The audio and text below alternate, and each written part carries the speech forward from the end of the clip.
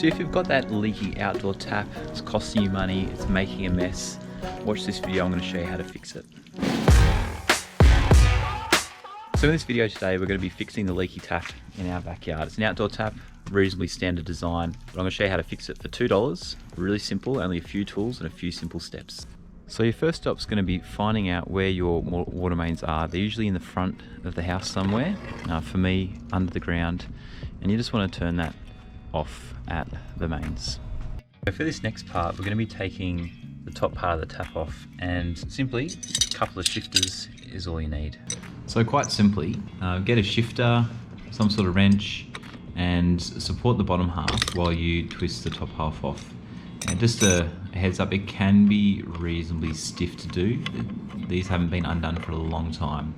But once you do get it open, you'll find the washer just sitting beneath it.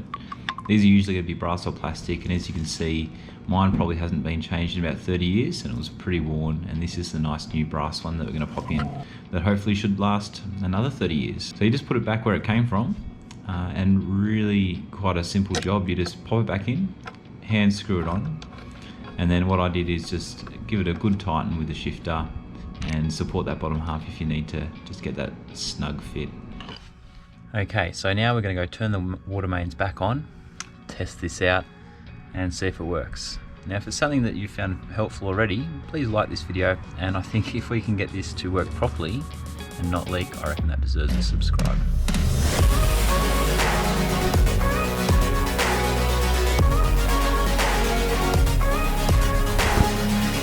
Right, water mains are on, let's test it out.